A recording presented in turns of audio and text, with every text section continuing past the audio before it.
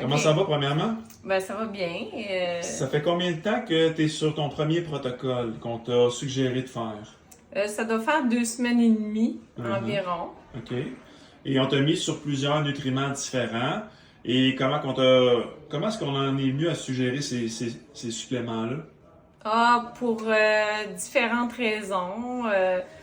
Étant donné que moi, j'ai de la difficulté avec ma concentration, j'avais des difficultés avec au niveau digestif, j'avais aussi, j'aime m'entraîner, mais au niveau de l'énergie, je manquais d'énergie parce que j'ai eu de la difficulté à dormir sur une base régulière depuis plusieurs années que je me réveille au milieu de la nuit, puis je suis pas capable de me rendormir, donc même si je voulais m'entraîner, c'était difficile de garder la motivation. Mais dans le fond, ce que je voulais dire, c'est qu'on t'a rempli un questionnaire de 436 questions au départ. Oui. Puis à travers ce questionnaire-là, ça nous a permis de cibler certains éléments qu'on voulait optimiser par rapport à ta santé globale, right? Oui, c'est ça. Et là, tu viens de me parler de quelque chose d'assez cool, puis on va cibler cette conversation-là là-dessus. C'est quoi qu'on vient de parler? Ma concentration. Vas-y. Depuis mon tout jeune âge, on me dit que je suis une fille qui est lunatique, pas concentrée. J'ai jamais été vraiment capable de suivre exemple, une série télévisée ou lire un livre puis retenir les personnages ou savoir, quand je finissais de lire, je me souvenais pas vraiment de l'histoire que je venais de lire. J'ai quand même poursuivi mes études universitaires. Je suis aujourd'hui enseignante, donc je suis capable de trouver des élèves qui ont de la difficulté au niveau de la concentration dans ma classe. Puis tout ce que j'entendais dire, c'était médication.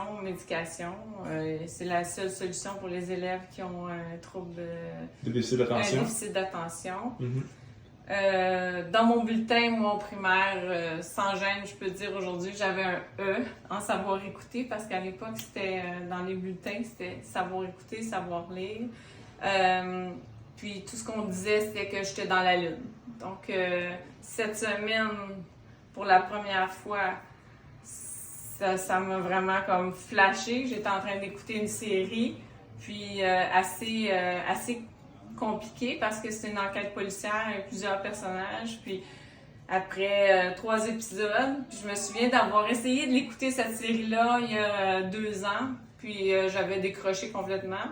Puis là, je suis rendue au 3e épisode, je me rends compte que mon intérêt est là, je me souviens des personnages. Donc, je dis, c'est pas un miracle, là. C'est probablement les suppléments que tu prends en ce moment. Oui. Puis, autre chose au niveau du sommeil. Ça fait plusieurs années que j'associe ça aussi à la ménopause. Mes réveils nocturnes, on me disait toujours, c'est normal, tu te réveilles à 3 heures du matin, tu te rendors pas, toutes les femmes ménopausées, c'est ça. Mais là, j'ai recommencé à dormir et je savoure le moment. Quand je me réveille le matin, je n'en reviens juste pas. Quand je regarde mon cadran, il est 6 heures. Je dis, j'ai passé à travers une nuit, j'ai fait 8 heures sans arrêt. Donc, et tu vas te sentir bien. Non, c'est une grosse différence là, dans ma vie. Ben oui. Ton énergie, est-ce qu'elle est rendue meilleure? Ben oui.